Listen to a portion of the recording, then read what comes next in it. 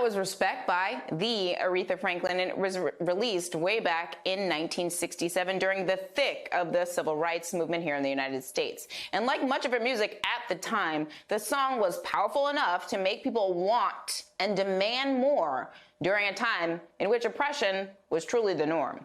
But it turns out Aretha Franklin's ability to empower black people through her music got her some unwanted attention from the FBI.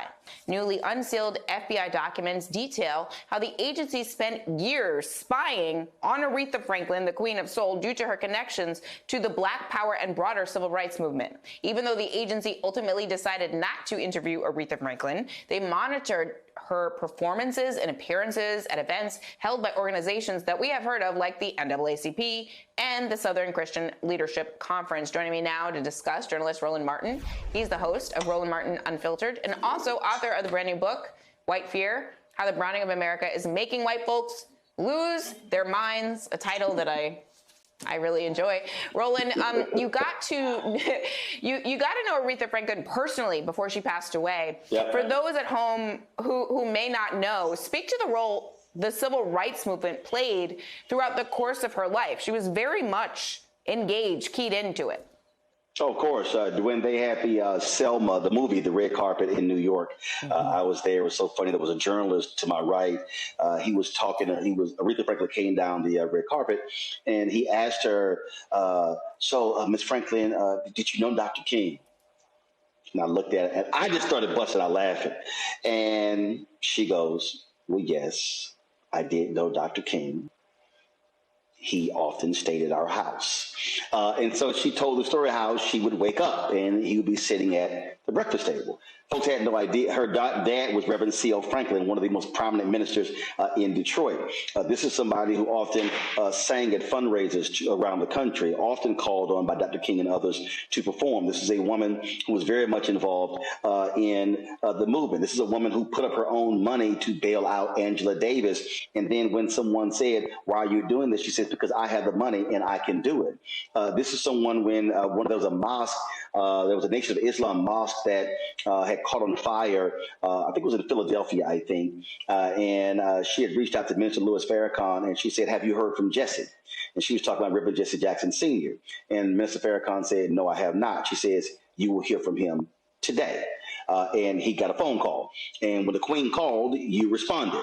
And so this is a woman who understood the power. She was very much involved in Rainbow Push when they would have their expo. They would have 700,000 people in Chicago. She often performed there, Bill Cosby as well. So Aretha Franklin was a black woman who believed in black empowerment and who put her money on the line to do so. And so she was not afraid of the FBI or anybody else. And she was a news junkie. I mean, I would get phone calls from her at midnight. Oh, I love that segment you were on. You gave them hell. And I was like, okay, Queen, I got to get up at 3 o'clock in the morning. But you didn't tell the Queen of Soul, you tired. So you just let her talk for as long as she wanted to talk. I'm trying to picture you trying to tell the Queen of Soul that, like, you're tired. Seriously. You need to go to bed. No, you understand? I'm asleep. Zelina, it's 1 o'clock in the morning and I'm asleep and I see this 248. You got to understand, I got like 8 phone numbers for Aretha Franklin. I was like, Queen, you got too many phone numbers. And I'm like, who the hell is calling for 248? And I answer, Roland, Aretha. Oh, that segment was, and so she starts talking, and I'm like, okay, I got to get up to do my show, but okay, just keep talking, and just let her talk. But I mean, so she was a woman she was a night owl, so she was not a morning person. So she really followed the news and cared about public policy, and I can tell you, she could not stand Donald Trump. Ooh, that's a nice little nugget. What else did she say about Donald Trump? Well, I mean, she was concerned about the direction of the country, and just thought that this guy had no business being in office. And so that was, I remember. So we were texting. So she dies in 2018. So I got text messages from her in 2017, and she was really concerned about the direction of the country. And again, she understood the issues that mattered. She understood what was important. Sorry about that. People are calling me.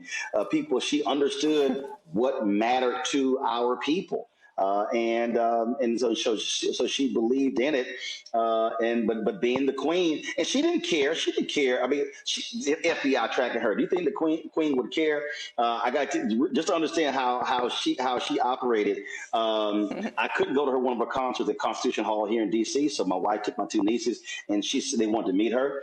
But unfortunately, Michelle Obama and Eric Holder attended the concert, and they cleared out the whole backstage. And she called me the next day. She said, "What happened to your nieces?" I told her. She said, "My grandson was supposed to take care of that." She said, "Let me call you back." And she called me back and literally cussed her grandson out. And she says, "I don't care if the first lady or the attorney general is there at my concert. I call the shots, and you take care of who I tell you to take care of." So she apologized to me for that happened, said it'll never happen again. Trust me, she wouldn't give a damn if the FBI was tracking her. I mean, that's why this is so fascinating to think through, because, it's pretty clear that somebody like Aretha Franklin, she probably knew they were surveilling her in the 60s and 70s. I mean, it's not like the activists who were surveilled by the FBI had no idea they were doing it. It wasn't like they were, the secret agent shows up and this clean-cut person at the Black Panther meeting is not somebody that the FBI sent up in here. But speak to this idea that she was aware of the whole structure that was surveilling her. I mean, like, she wasn't just looking sort of at the small picture. She was looking big picture and thinking through the larger movement and her role within it. Yeah, they all were. Harry Belafonte knew. I called Mr. B today just to check on him. The late Dick Gregory knew. They all knew. They all knew that they were being tracked. They all knew that they were being followed. They all knew. They would often, sometimes in rooms, talk, say, "Hey, we know y'all listen." And they would sit. They would literally do that because they knew they were bugging their hotel rooms.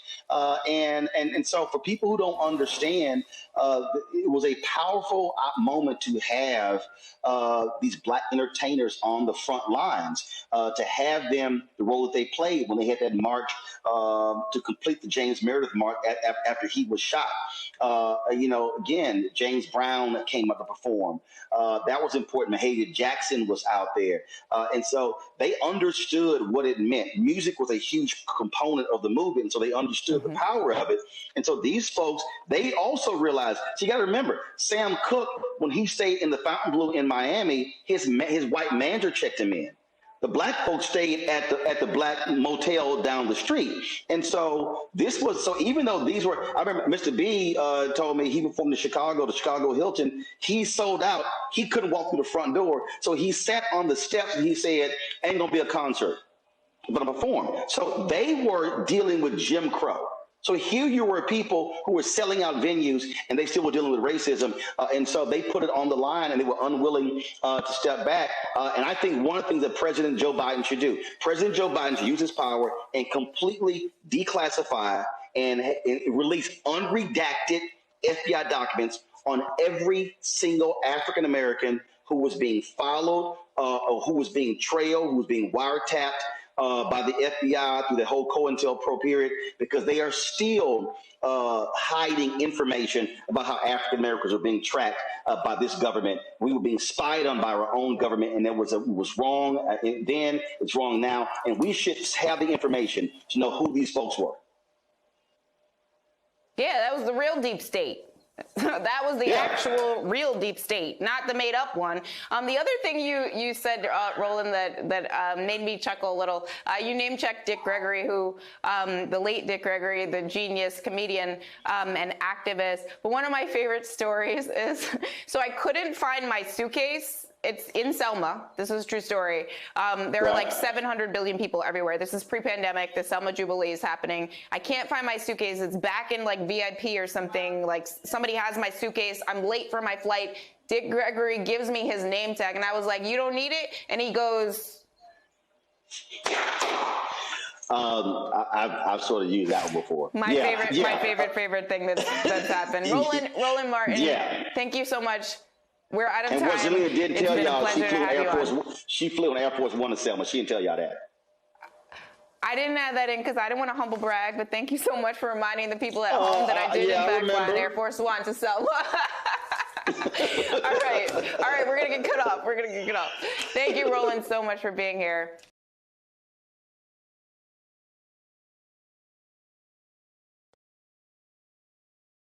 Hi, I'm Zerlina Maxwell. Thanks for checking out our channel on YouTube. You can see more from Zerlina by clicking any of the videos on this screen, and make sure you subscribe below to stay up to date on the day's biggest stories. Thanks for watching.